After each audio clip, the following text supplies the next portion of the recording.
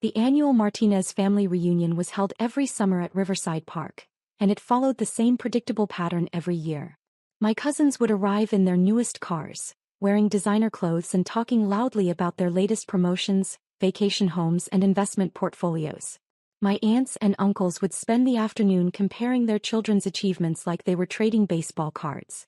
And Uncle Bob would inevitably find a moment to remind everyone that I was the family's greatest disappointment. This year promised to be no different. I pulled into the parking lot in my 10-year-old Honda Civic, wearing jeans and a simple button-down shirt that had seen better days. Through the windshield, I could see the familiar tableau of success theater that defined these gatherings. My cousin Derek showing off his new Porsche, Aunt Carmen displaying her latest jewelry acquisitions, and Uncle Bob holding court near the picnic tables with his usual collection of business success stories. Uncle Bob was my father's older brother and the self-appointed patriarch of the Martinez family since Dad's death 5 years earlier. He owned a small but profitable construction company, drove a truck that cost more than most people's annual salaries, and never missed an opportunity to remind everyone that he'd made something of himself, despite growing up poor. More importantly, he'd taken it upon himself to publicly evaluate the life choices of every family member, especially those he deemed insufficiently successful. That would be me. I grabbed the cooler of sandwiches I'd prepared for the potluck. Simple turkey and cheese on homemade bread, nothing fancy, and walked toward the family gathering with the resigned determination of someone approaching a dental procedure. The conversations quieted as I approached, not out of respect, but because my arrival signaled the beginning of the afternoon's entertainment. Uncle Bob's annual performance of What's Wrong with Miguel.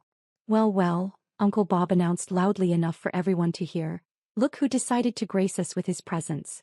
It's our little Miguel, still living the dream in that tiny apartment.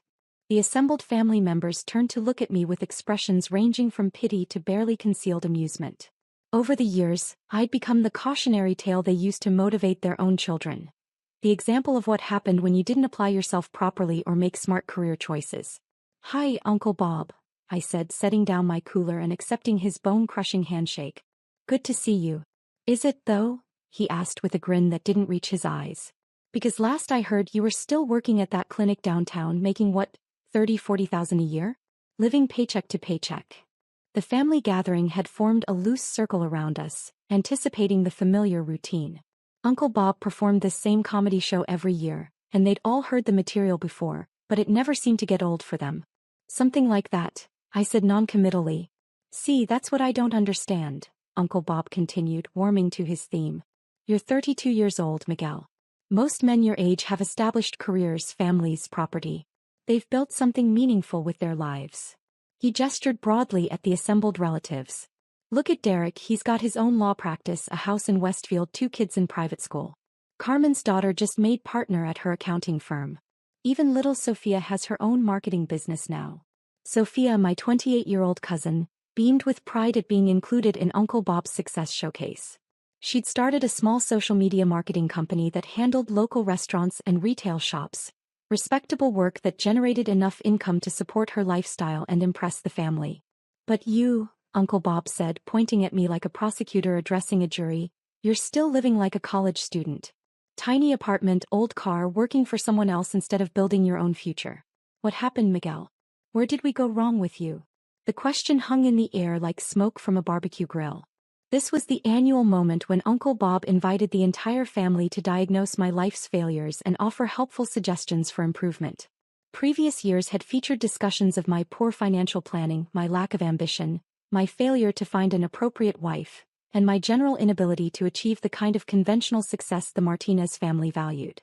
What they didn't know, what none of them had ever bothered to ask about, was exactly what I did at that clinic downtown, or why someone with my qualifications might choose to work there instead of pursuing more obviously lucrative opportunities.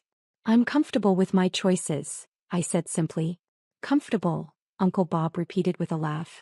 That's exactly the problem right there. Comfortable is the enemy of success. You can't build wealth by being comfortable. You can't create a legacy by accepting mediocrity. Derek, my lawyer cousin, decided to join the conversation. Uncle Bob's right, Miguel. I mean, no judgment, but don't you want more out of life? Better car, bigger place, financial security. Some people are just wired differently, added Aunt Carmen with the kind of sympathetic tone usually reserved for discussing terminal illnesses. Not everyone has the drive to succeed in business. It's not about drive, Uncle Bob corrected. It's about making smart choices. Miguel here has spent the last decade making poor choices, and now he's stuck in a dead-end situation. I listened to this familiar analysis of my life's trajectory while watching a black sedan pull into the parking lot. The car was expensive but understated, the kind of vehicle driven by people who had money but didn't feel the need to announce it. It parked near my Honda and I recognized the driver immediately. Dr. Patricia Hendricks, Chief of Surgery at Metropolitan General Hospital and Director of the Trauma Surgery Residency Program. She was also my boss, though that wasn't quite the right word for our professional relationship. As one of the most respected trauma surgeons in the country, Dr. Hendricks had been my mentor for the past 3 years as I'd worked toward board certification in emergency surgery. What she was doing at a Martinez family reunion was anyone's guess, but I had a sinking feeling I was about to find out. The thing is, Uncle Bob was saying, building toward his annual crescendo, Miguel represents everything that's wrong with his generation. No ambition, no drive, no understanding of what it takes to build something meaningful. He's perfectly content to be ordinary. I don't think there's anything wrong with ordinary work, Sophia said diplomatically. Someone has to staff the clinics and hospitals. Sure, Uncle Bob agreed, but those are jobs for people without options. Miguel had options. He went to college, got decent grades. He could have done something with his life if he'd applied himself. Dr. Hendricks had gotten out of her car and was walking toward our gathering, her expression curious as she took in the scene. She was a small woman in her 50s with silver hair and the kind of quiet authority that made hospital administrators nervous and medical students stand up straighter. The point is, Uncle Bob continued, oblivious to the approaching interruption, Miguel here is 32 years old with nothing to show for it. Still renting some tiny apartment, driving a car that should have been replaced 5 years ago, working for hourly wages instead of building equity. Hourly wages, Derek repeated with a sympathetic shake of his head. That's rough, man. Have you considered going back to school? Maybe getting some kind of certification that could lead to better opportunities. Or starting your own practice, suggested Aunt Carmen. Even if it's just part-time at first. You have to think about retirement, Miguel. Social Security isn't going to be enough. Dr. Hendricks had reached the edge of our family circle and was listening to this conversation with growing amusement. I caught her eye and nodded slightly, a greeting she returned with a small smile that suggested she was enjoying the show. What Miguel needs, Uncle Bob announced with the authority of someone who'd solved complex problems before, is a reality check. He needs to understand that life isn't going to hand him success on a silver platter. He needs to start making adult decisions about his future. Bob Martinez? Dr. Hendricks spoke up for the first time, her voice cutting through Uncle Bob's speech with surgical precision. Uncle Bob turned toward her with the confident smile he reserved for attractive women, especially those who appeared to be successful professionals. That's right. Bob Martinez, Martinez Construction. And you are? Dr. Patricia Hendricks, she said, extending her hand. I believe you work for Caldwell Development Group? Uncle Bob's chest puffed up with pride. That's right. Senior Project Manager. Been with the company for 8 years now. We've built half the commercial developments in this city. I know, Dr. Hendricks said. Your company handled the renovation of our surgical wing last year. Excellent work. Uncle Bob practically glowed with the professional recognition. Thank you. We take pride in delivering quality construction services. Are you in the market for any development work? Actually, Dr. Hendricks said, turning to look directly at me, I came here looking for Dr. Martinez. I hope you don't mind the interruption, but we have a situation at the hospital that requires his immediate attention. The silence that followed was so complete I could hear traffic from the highway half a mile away. Dr. Martinez? Uncle Bob repeated slowly, his confident smile beginning to falter. Dr. Miguel Martinez, Dr. Hendricks confirmed, still looking at me. Chief Resident in Trauma Surgery at Metropolitan General. I apologize for interrupting your family gathering, but we have a multi-car accident coming in, and I need our best trauma surgeon available. Uncle Bob's face had gone through several color changes, settling on a pale gray that matched the concrete picnic tables. Chief Resident, he said weakly. Chief Resident, Dr. Hendricks confirmed. Though not for much longer. Miguel's board certification exam is next month, and once he passes, which he'll be joining our attending staff as a full trauma surgeon. The family circle had gone completely silent. Derek's mouth was hanging open, Aunt Carmen was staring at me like I'd suddenly grown wings. Sophia looked like she was trying to solve a complex math problem in her head. Dr. Martinez has been my top resident for 3 years, Dr. Hendricks continued, apparently oblivious to the devastation she was causing to Uncle Bob's worldview.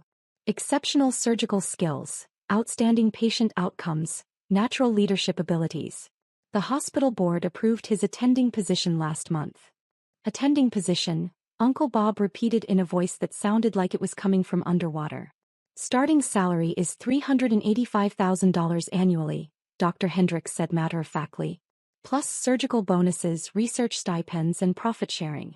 Should work out to around $450,000 his first year, assuming normal case volume. $450,000. The number hit the assembled family like a physical force. Uncle Bob's annual income from his construction job was probably around $80,000. Derek's law practice might generate $150,000 in a good year.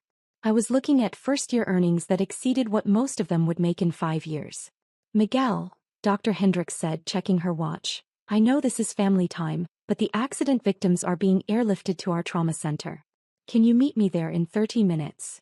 Of course, I said, finally finding my voice. I'll follow you over. Excellent. And Miguel? She paused, looking around at my still stunned family. Bring your surgical bag. From what dispatch is telling us, this is going to require our best work. She turned to leave, then paused and looked back at Uncle Bob. Mr. Martinez, I hope you understand how proud you should be of your nephew. Dr. Martinez is one of the most promising trauma surgeons I've worked with in 25 years of practice. The hospital considers him a tremendous asset.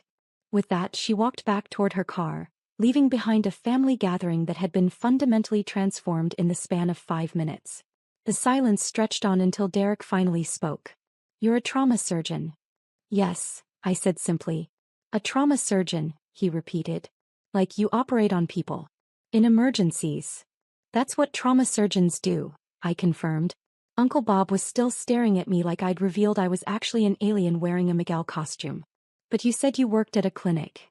I do work at a clinic, I said. The trauma clinic at Metropolitan General Hospital. It's attached to one of the busiest emergency departments in the state. You said you made $30,000 or $40,000 a year, Aunt Carmen added weakly. No, I corrected gently. Uncle Bob said I made $30,000 or $40,000 a year. I just didn't contradict him. The distinction was important. For the past several years, I'd listened to my family make assumptions about my career, my income, and my life choices without feeling the need to correct their misconceptions. It had been easier to let them believe what they wanted to believe than to constantly defend my decisions. But why? Sophia asked, her voice small and confused. Why didn't you tell us you were a doctor? It was a fair question and one I'd been expecting for years. Because you never asked, I said simply. In all the years of family reunions, birthday parties, and holiday gatherings, not one of you ever asked what kind of work I did at the hospital. You assumed I was an orderly or a technician or a clerk, and you built your understanding of my life around those assumptions. The accuracy of that statement was undeniable. They'd spent years discussing my career limitations without ever inquiring about my actual career. I tried to tell you once, I continued.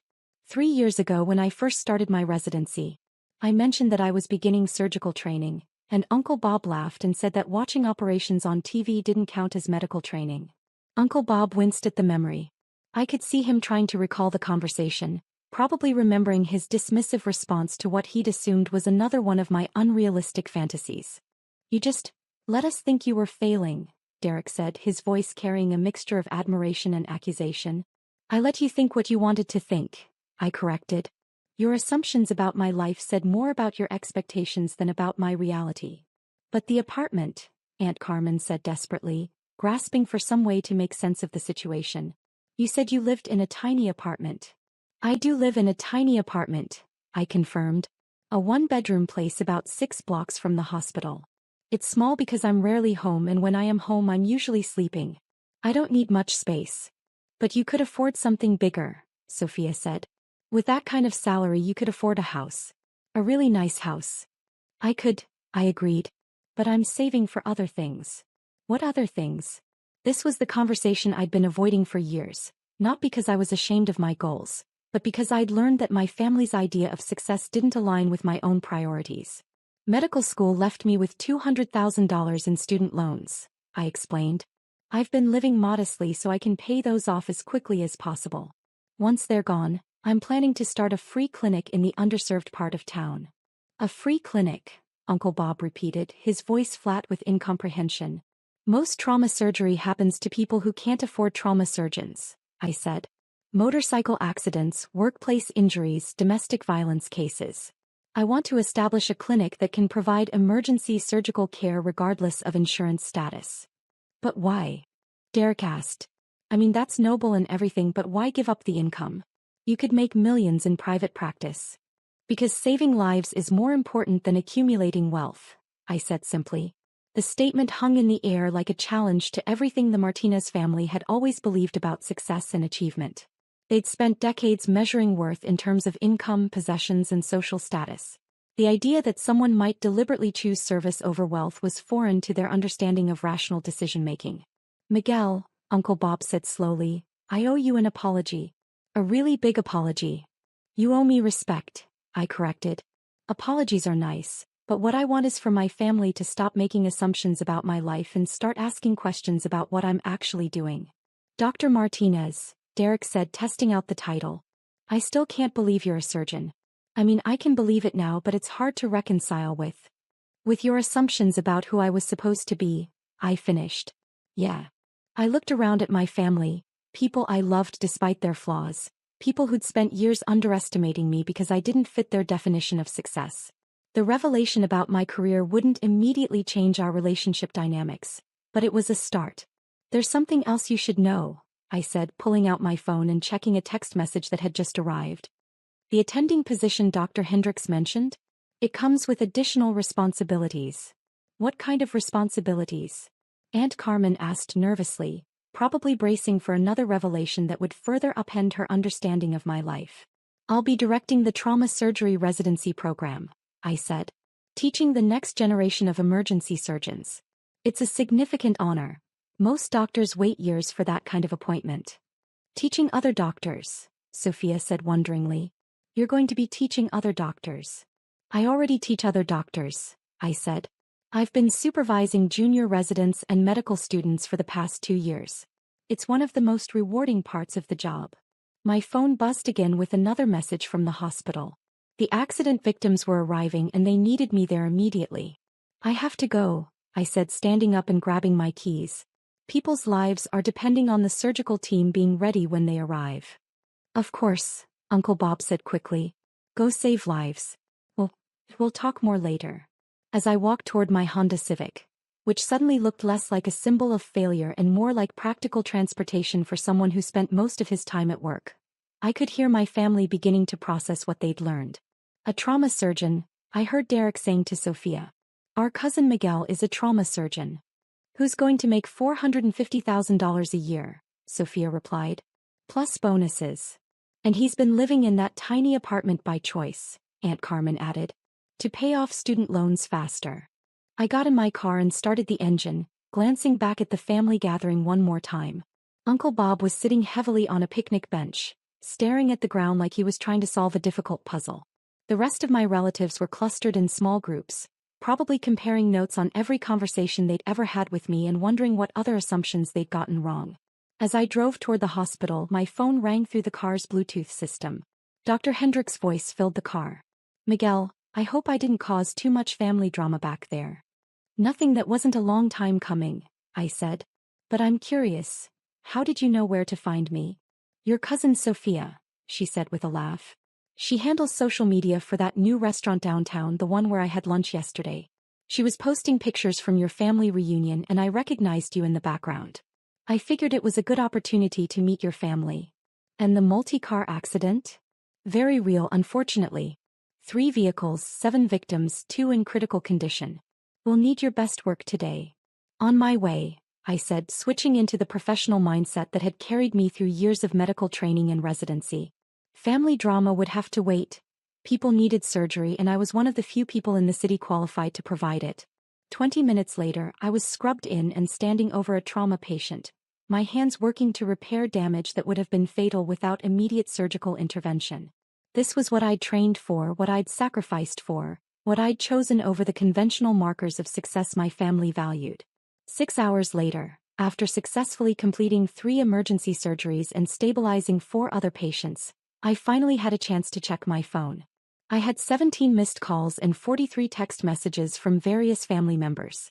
The messages ranged from simple expressions of amazement, "I can't believe you're a doctor," to more complex attempts to process the day's revelations. "Mom wants to know if you need help furnishing a bigger apartment." But the one that mattered most was from Uncle Bob. "Miguel, I spent years talking about building something meaningful with your life. Today I learned you've been doing exactly that and I was too blind to see it. I'm proud of you and I'm sorry it took me so long to say that." I smiled and put the phone away. Tomorrow I'd call him back and we'd start rebuilding our relationship on a foundation of mutual respect rather than misplaced assumptions. But tonight I was going home to my tiny apartment, proud of the lives I'd saved and satisfied with the choices I'd made. Sometimes the most meaningful success isn't visible to people who only know how to measure wealth and status. Sometimes the best revenge is simply living well even when nobody notices you're doing it.